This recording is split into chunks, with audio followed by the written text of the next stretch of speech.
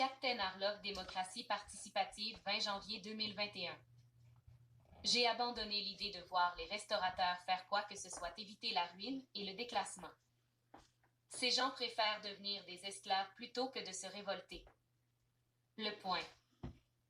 La réouverture des établissements de restauration interviendrait au mieux le mardi 6 avril. Un nouveau coup dur pour la profession. Le bout du tunnel n'est pas pour tout de suite. 2021 ne reléguera pas si vite au fond de la casserole les tourments vécus en 2020 par le monde de la restauration. D'après les informations du Point, restaurants, bistrots et brasseries devraient rester fermés au moins jusqu'à Pâques. L'hypothèse de réouverture la plus optimiste serait fixée au mardi 6 avril, selon plusieurs sources proches du dossier en contact direct avec l'Élysée, Matignon et Bercy. On évoquerait même un décalage à début juin concernant les bars et les cafés. Bien que Matignon démente et assure que la date du 6 avril n'a jamais été avancée par le gouvernement, le Point maintient son information. La confirmation de ces décisions résonnerait comme un nouveau coup dur pour le secteur placé en coma artificiel, voilà presque un an avec la crise sanitaire du Covid-19 commencée au printemps 2020. Un calendrier envisagé à l'heure actuelle par le gouvernement afin de lutter contre la propagation du coronavirus et surtout le pic du variant anglais qui pourrait devenir majoritaire en France en mars, selon le professeur Arnaud Fontanet, épidémiologiste à l'Institut Pasteur et membre du conseil scientifique, invité dimanche du grand jury RTL Le Figaro LCI. Après une première fermeture généralisée du 14 mars au 2 juin 2020, les établissements parisiens ne disposant pas de terrasse avaient dû attendre le 15 juin, puis l'instauration d'un couvre-feu dans 54 départements au cœur de l'automne. L'ensemble de la profession se retrouve désormais porte close depuis le 30 octobre dernier et n'a pas pu profiter des fêtes de fin d'année, qui auraient pu permettre de relever la tête. Un lourd tribut économique s'aggravant un peu plus chaque jour.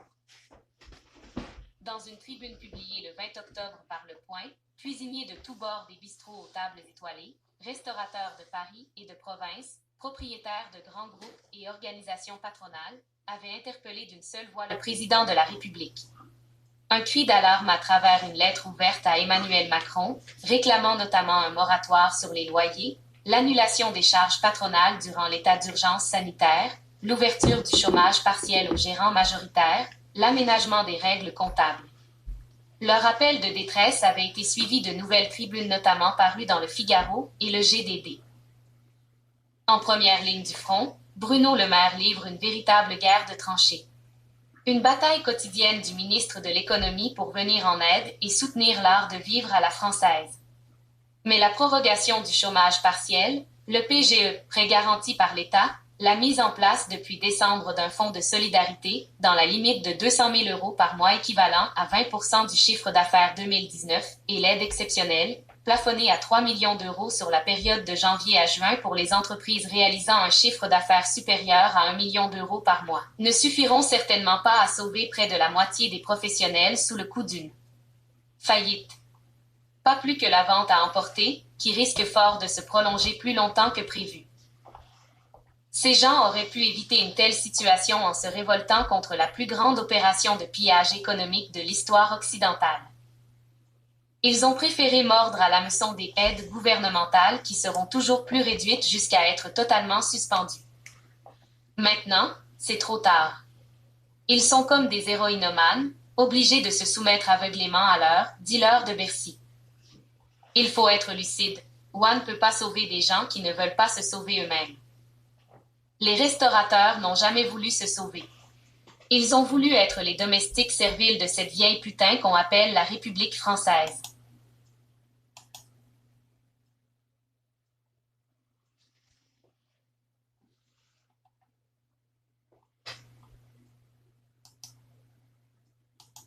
R.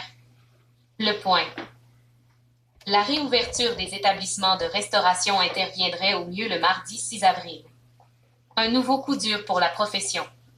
Le bout du tunnel n'est pas pour tout de suite.